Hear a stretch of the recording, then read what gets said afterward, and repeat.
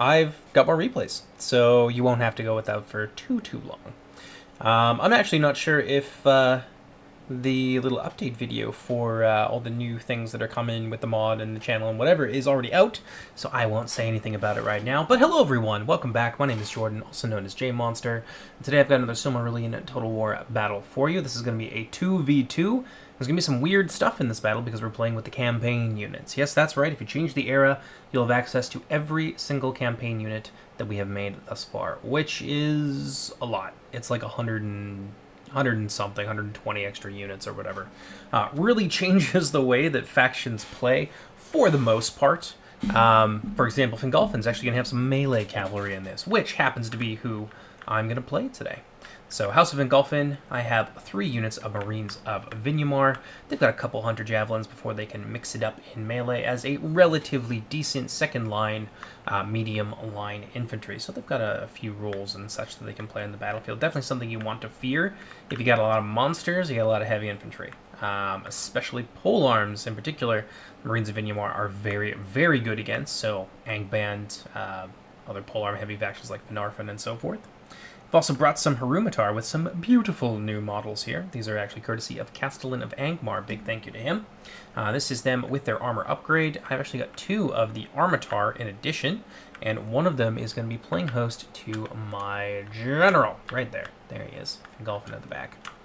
I've got 3 units of Sentries of Hithlum upgraded with attack upgrades. 3 units of Herdsmen of Hithlum with attack upgrades as well. I've also got 3 units of Ferdsmen, who I'm going to be using to mix in with my polearm line.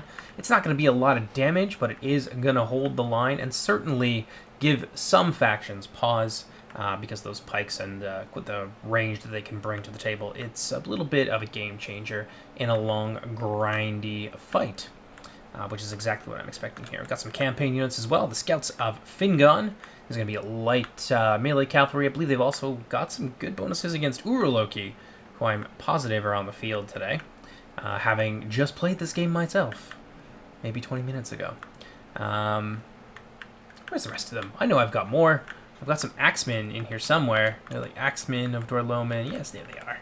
Just a little low-tier unit that you'll have available to you in the campaign. I've also got 2 units of the Huntsmen of Fingon. These are going to be Axemen. They've got the Monster Hunter trait, and they've got, you guessed it, Hunter Javelins. So 2 units of them. That's going to be my army. I'm going to go ahead and actually kick it forward here while we go through the Gondolin army. I've got 2. Nifridir has 2 units of the catapult here, which is always nice. Gives you a good ranged advantage, especially against opponents like Angband. There's lots of things for you to shoot. He's got 1, 2, I believe 3 Scouts of the Tree. A few units of Guardsmen of the Heart. Here you're going to see them mixed in with the Phalanx of the King as well. It's a perfect little position here to try and draw Angband into. He's got Armorers of the Hammer mixed in with his Guardsmen of the Harp. Obviously not afraid of any Lancer charges. Doriath, who is across the field, does have access to them, but Angband most certainly does not even with their campaign units. So another unit there of the Scouts of the Tree. We got some Knights of the Golden Flower as well, 1 unit on each wing. So pretty nicely rounded army here. It's got a lot of AP. It's got some things to punish large blocky formations like Angband likes to use, and plenty of AP to go around. And a little bit of polearms in there as well, just to kind of help mix things up. Let's go ahead and slow it down here just a little bit, because this starts very, very quickly. Take a look at the Angband army here, being played by Caden of the 2 captains. He's got some Ironshot Arbalists out in front. Looks like just 1 unit of. He's got himself a Mangonel. A nice little kind of all-around artillery piece. Its secondary fire is actually trebuchet ammo. So when we have sieges, which will be very soon, then you'll be able to use that to great effect. Finally, we're going to see more trebuchets on the field, because they can't hit infantry for beans. And then the first shot is actually sort of an original projectile. A few other units use something similar.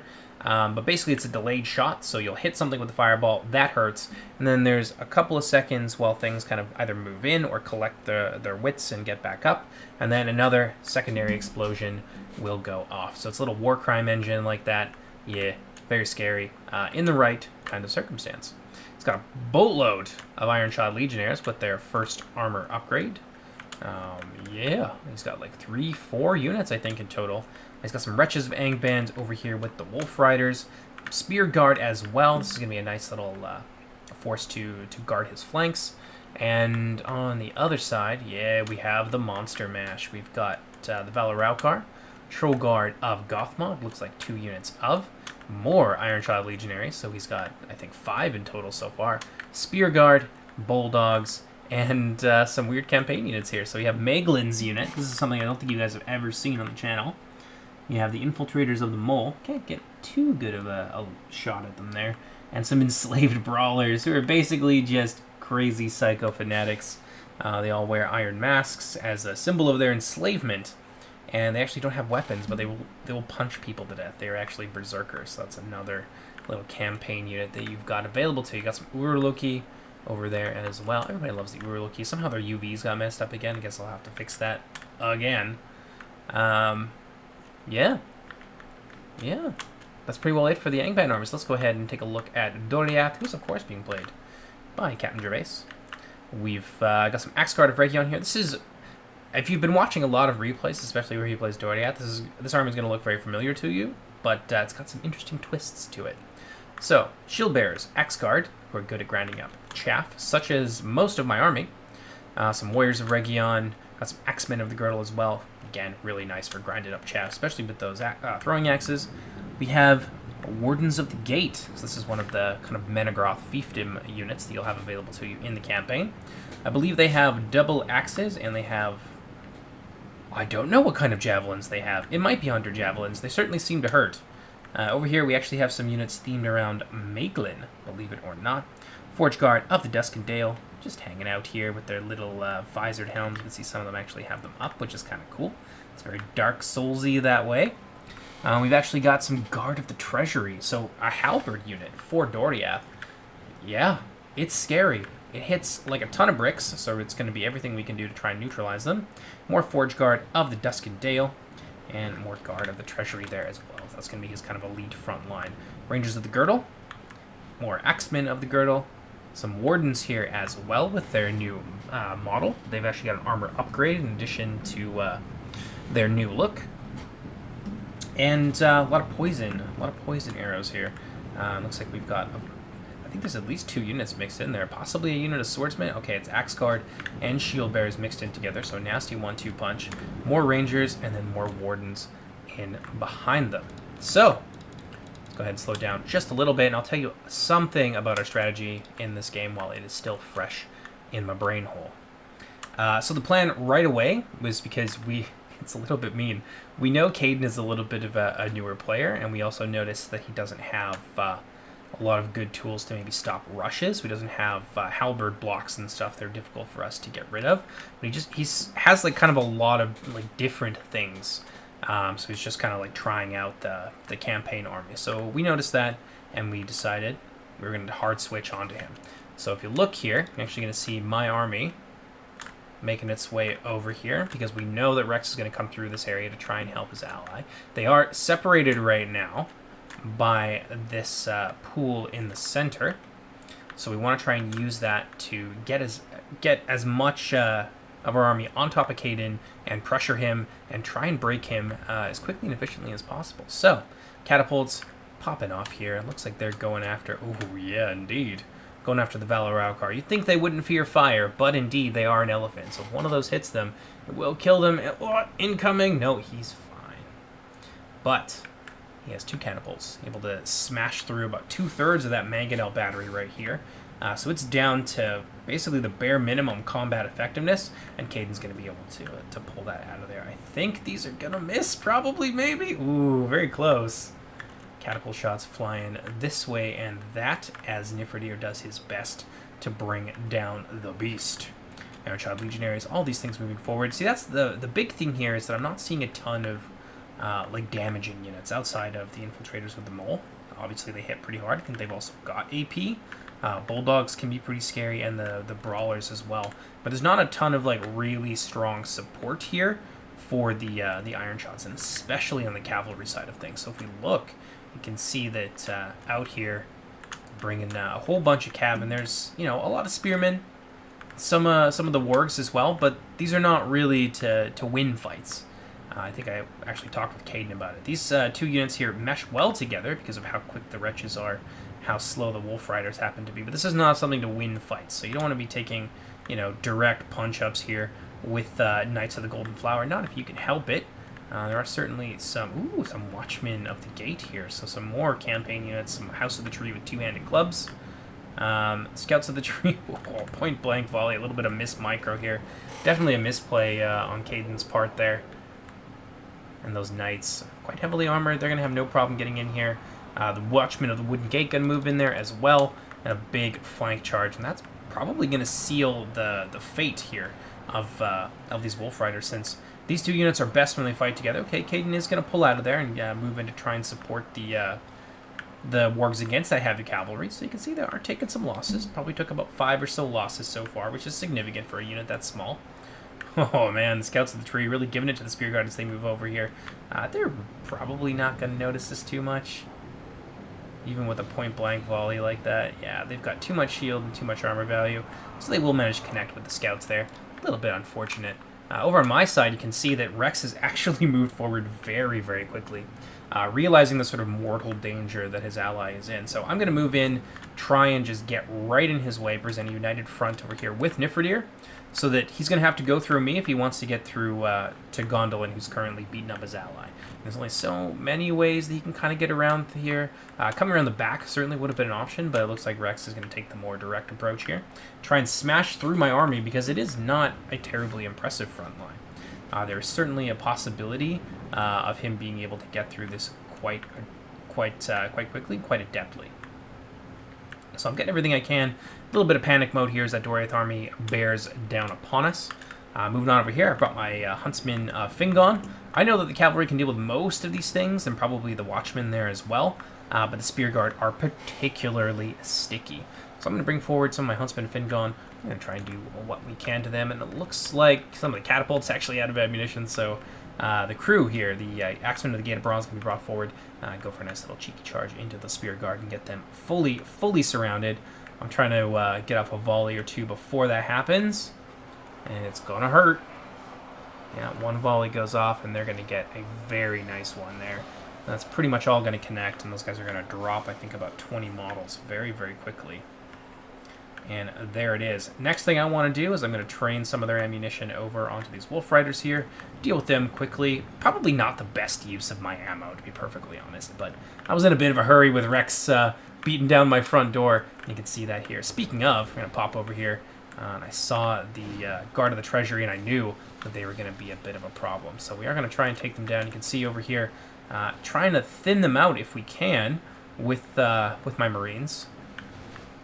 Whether or not we're actually being successful at that is another issue entirely. We have managed to take down, I think, about a fifth or so of the halberds over here, and that's definitely a good thing, because I don't have too many answers to them in terms of like ranged armor piercing. I'm going to have to get in there and mix it up with them. So thinning out that front line, and Rex is now going to begin his advance here. I've started to run out of my ammunition for my Marines here. I think that we're down to the last few volleys. Like I said, they're not really a dedicated javelin unit. They're more of a hybrid. So yeah, we're going to do the damage we can, and it was fairly substantial, I would say. Pop off a few more shots there and try and make our numbers count for as much as we can, because that's really all that we got going on here. The men of Dwarloman with their spears and their pikes are quite brave, but they definitely don't have the chops to break through all these heavily armored, much more high-quality troops. Back here, you can see the Axemen. They're really giving it to me right now. I think they're tossing over my lines into my poor Herdsman of Hithlum in the back. We're going to try and shred them as best as we can. Rangers of the Girdle, not too much we can do to shift them. There's only so much ammo we've got, and we really have a lot more priority targets, so they're just going to be able to fire fairly freely. Wardens and all these things now beginning to arrive. Wardens of the Gate. I was unsure of their combat capabilities in this. I still kind of am, but they seem like they would be scary, so we're going to spend a little bit of time shooting them, I think, as well. A bit of a standoff here, a little Mexican standoff. Meanwhile, let's pop on over to Coffee's side of things, and it looks like we've managed to clean up the rest of that cavalry. I've actually brought in my own Scouts of Fingon to help do that. You can see them rear charging some of the Angbad troops here. And my other unit of scouts are going to go and take on these wolf riders. Make sure that this whole wing is clear for us to just get in behind Coffee's army and really start to lay down the punishment. Because again, that's our big strategy. We need to kill him, and we need to like make sure that he's like at the very least crippled before we start to round over on Rex. Because my army isn't really capable of taking his in a straight fight. I'm definitely going to need a lot of help from Gondolin. So catapult crews, watchmen, everything now. You can see them beginning to move into this little hilly area, and that is going to lead directly behind the lines of Angband. So they've got all their legionaries move forward, and it's going to take a while to hack through all of this, right? Like, this isn't a winning fight, but they're basically doing the same thing to us that we are to them. This is here to delay Gondolin, who's like the real big threat, especially in close quarters, and just long enough for Doriath to finish with me and then be able to smash into the rear. And it looks like they're already kind of managing to do that. Some of the warriors have managed to skirt through our lines. See that here. Donathan and Mablung have actually managed to penetrate our formation as well. And some axe guards. We've got our second line here, Harumatar, and I think the two-handed version as well, the Armatar, are also in here. Going toe-to-toe with the Doriath units, and they're, despite their numbers, they are actually good enough to really put the hurt on these guys. There's some axe throwers, I think, over here. Maybe getting a little bit of friendly fire. Those enslaved brawlers smashing their way through my phalanx. Absolutely going to open up another lane of attack here for Rex's army, who hitherto has been kind of shut out a little bit. Again, more of this Mexican standoff.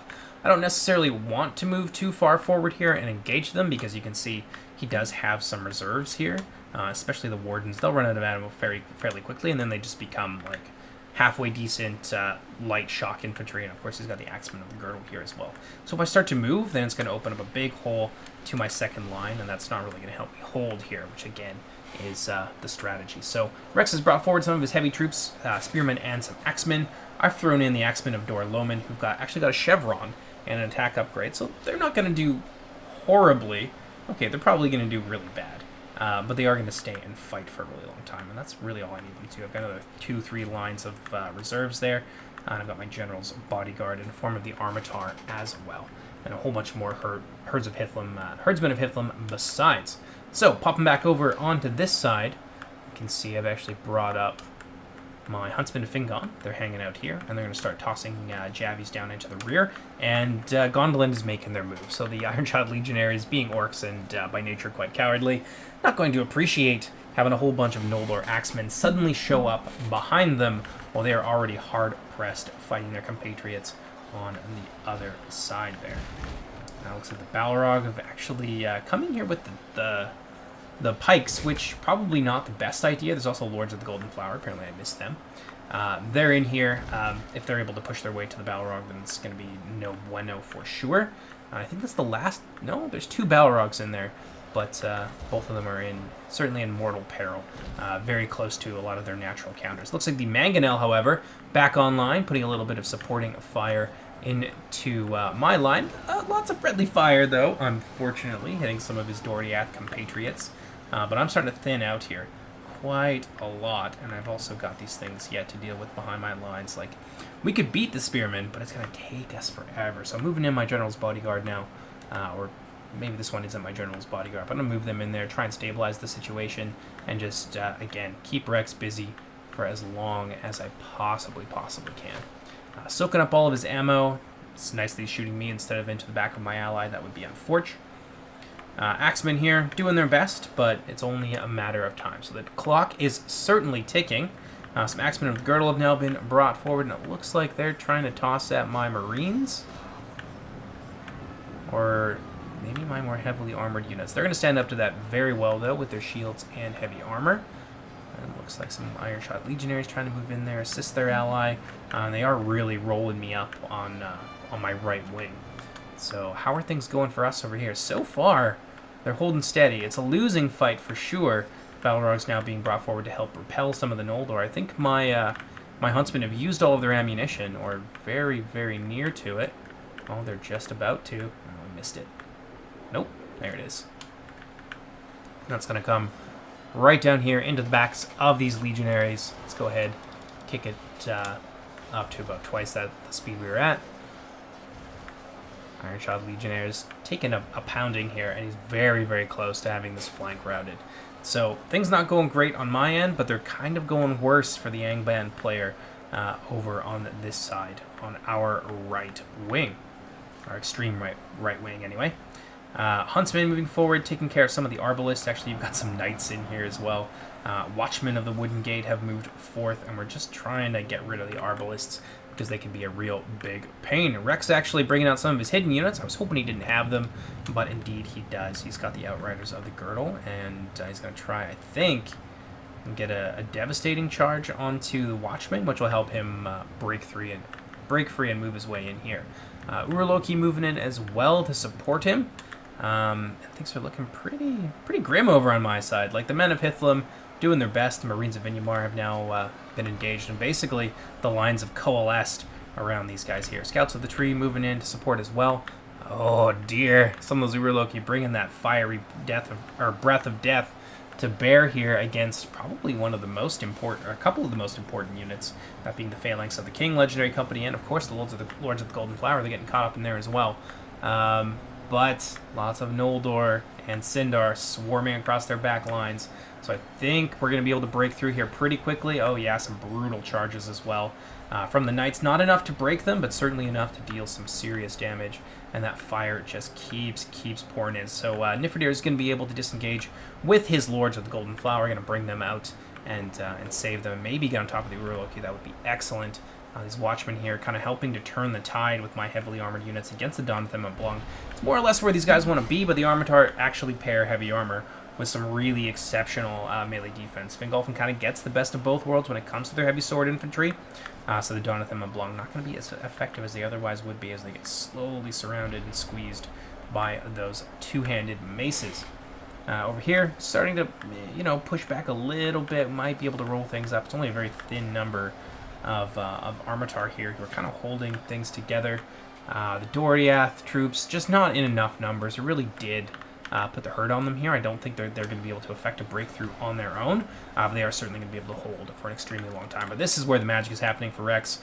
My herdsmen going toe-to-toe with the Wardens, just trying to keep as many of these guys busy as I possibly can. Axe Guard and the Shield Bearers doing pretty well. Very light casualties. I've thrown some herdsmen in there as well. Try and aid my Axemen. Marines of Vinyamar actually doing very well against some of the Axemen out here. I've managed to shut down one of his units of Rangers so they can stop shooting me with my herdsmen. But this is where it starts to turn. Oh, a brutal charge here. I did manage to turn around some of my guys. We might kill a few of them. And I've actually brought my Scouts of Fingon. As soon as I saw these guys running roughshod over my back lines, I knew that that was a threat that needed to be answered. So Scouts of Fingon coming in. They'll take the Lancers, no problem. But there's actually a lot of other things here that he just freed up, and he's going to rout off 2 units of my infantry who had held for so long. So I know I can't just get in there and fight him. I can see them coming at my Marines of Vinyamar over here as well. That's really going to hurt, but they are going to stand their ground. They get to the point, the very edge of breaking, but then they start to stabilize here. If they had broken, it would have been very ugly for me. I'm going to get my Fingon Riders in there. And we'll take a nice bite out of these Outriders. I know that he's got infantry in close attendance, which of course is a big threat for my light cavalry. But the point here is to just get in there with that high-tier melee cav, cut up these mid-tier Lancers as much as I can to try and just mitigate the amount of damage they're going to be able to do to me over the long term here. Because taking care of these guys, yeah, this is the big priority. Because I can keep holding, I can keep delaying him. But only as long as he doesn't have cavalry in my back. So about 10 or so of them I think are going to go down there. I might start to bring back some of my other cav. You can see Caden's back lines here. Under a lot of pressure. Spear Guard and the Bulldogs I think are going to be able to hold on to this for quite a while. I've got my second unit of Huntsmen over here cleaning up some of the wretches, trying to help out. We basically shut down everything we possibly can. I've got my Scouts in the back here as well. I'm going to go for a nice little cheeky charge here against the Axemen. They have managed a couple of them. I figured maybe Orex's attention was elsewhere. I might be able to get behind them and just smack them. But unfortunately, he is going to see it, and I will only kill maybe 5 or 6 of them. Pull my light cav out of there and start to bring them over this way. Because I noticed that some of the Legionaries were beginning to turn red. So if I can get my boys in there That's going to be a very bad thing for him indeed. Yeah, I can see them now. I need to barrel down on those poor Legionnaires, and this is going to be the opportunity, because we need to get rid of what Coffee's got left here so we can start to bring all of our strength to bear against poor Rex. And that's going to be enough to rout off those Iron-Shod Legionnaires. Off they go, and I don't think we're going to see them for the rest of the game. Now, the Urloki are in here, but they're going toe-to-toe with the Lords of the Golden Flower, who live for this sort of thing. They are relentless, lots and lots of damage, and multiple HP with good defensive stats to boot. So this is exactly the kind of unit you want to sick on elephants, who are very disruptive. You can see they can't really stagger them. They can push through them and push them around, but yeah, not able to knock them over and prevent them from attacking. So good amount of routing there. Urloki kind of running roughshod through our lines at the time being. But in the center now, Rex is starting to crumble. Beautiful little charge there by the Knights of the Golden Flower. Very bold, because with those halberds around, obviously that can go so wrong so quickly. But that's going to be enough to break this little pocket. And now I'm going to be able to move some of my herdsmen, or not my herdsmen, my sentries and my herdsmen. Move them over here, and we're going to start to surround what remains of Angband. And it's, you know, it's kind of close-ish. It's about 9% or so at this point. And this is where it becomes a little bit of a cleanup operation. So Scout Spin Gun in the back here. Keeping as much pressure as we can on the Outriders of the Girdle. A little bit of an assist here from Nifridir the Shadow Hunter. Hopefully enough to deal with what remains of these Outriders. You can see them now begin to fall very, very quickly. And that should be enough to kind of rout them all. So Rex is going to be able to disentangle some of his Doriath infantry and renew his offensive. Herdsmen of Hithlum coming over this way. I noticed that those Wardens of the Girdle were kind of hanging on the edge there for a while, but he is actually going to intercept me with the Axe Guard, and I'm going to repay the sentiment in kind with a charge from my Herdsmen. Now, the Axe Guard will probably cut their way through them very quickly, but it does give me a little bit more time. So I'm going to bring my Scouts of Fingon in here, both units of them, in fact. That's going to be enough to break those Wardens of the Girdle. Say bye-bye. And then more of his troops are coming over here. I'm going to move in my own light infantry to try and intercept them. And he's got, you know, some axemen and things like that in here, but it's not going to be enough. It's not going to be enough. The numbers, I think, at this point are going to be certainly in my favor, and so I'm going to be able to surround him as well. So moving in with some sentries of Hithlum, trying to get in behind some of these rangers, maybe rout them off quickly, and then swarm all over the shield bearers. Scouts of the Tree, targeting the Wardens of the Gate here with their tender ministrations, and they're going to be not too long for this world, I feel. My scouts, still a decent amount left, around 20 of them. And that's going to be enough to kind of get in there with a brutal charge. That's going to absolutely flatten those Wardens of the Gate. Don't know if it's going to be enough to kill them. Maybe. And then it really just becomes a bit of baiting charges here. So you can see these guys are going to go for it. They're actually going to get a decent charge there. Just trying to keep Rex guessing a little bit about where my cav are going to go, because I know that he's going to want to countercharge. So Scouts of Fingon getting a halfway decent charge. They're actually flattening a good amount of those spearmen and getting away fairly scot-free. Now lots of these guys coming in. I know that he's going to want to countercharge, so I'm going to pull my guys right out of there, and he's actually going to get baited there. So now the armorers and the guardsmen are going to be able to get on top of him, and my scouts are just kind of dancing around, just maybe being a little bit irritating. I'm going to go for it again here. I have a feeling he's going to turn around, but we will manage to get in there. Nonetheless, just trying to rout them off, really, at this point. Just getting that cav in there and doing the dirty work and just sending these Axe Guard packing all the way back to the guarded realm. So, Scouts of Fingon, being a menace, he doesn't want none of that smoke, so he's going to chase the Scouts of Fingon down. He's going to catch him, in fact. I think he'll mostly kill them there. Yeah, 5. There's 5 left, and I think he's going to get 3. No, just 2 of them. I'm going to try and bait another charge here. But he's low enough that I was kind of hoping that I could just go for it, maybe, and rout them off, but unfortunately we won't have that opportunity. And now the Spearmen are going to get in there, but at this point, it's all over but the crying. 87 to 76. And back here in Cadence lines, looks like the Bulldogs and all these other heavy infantry that were doing so well for so long now in a bit of a pickle with the Phalanx of the King and some of those two-handed clubs bearing down upon them. So I think that's Doriath army admitting defeat here. My Huntsman chewing out this Mangonel, and it's a super chaotic battle. Very, very bloody for both sides here, but we are going to come out of that with a fairly solid win. If you can call 76% of your army dying a solid victory. A few more such victories and you would certainly be undone, but that's going to be it. It's going to be the end of the battle there. Yeah, it was an interesting one. I happen to have a field battle, and we've got a nice little thing going on where we do 2 field battles in a siege, so I'm trying to keep that going. Not necessarily the closest, but still pretty cool, and it's nice to see the campaign units on the field. I don't think I've actually shown off any replays with them in it, so this might be the very first time we do that. In any case, let's have a look here. Some of the casualties inflicted. Scouts have been gone, doing very well for themselves. Herdsmen as well, getting things done. It helps that they have bows and things like that. The Herdsmen didn't really do a whole lot. Sentries did okay. Marines. The Marines really put in work, though. You got to hand it to them. And my Huntsmen as well really did a lot of the heavy lifting, while everything else just sort of held it together. So, fun game. Hope you guys enjoyed it. I hope you'll join me for whatever comes next. Bye now.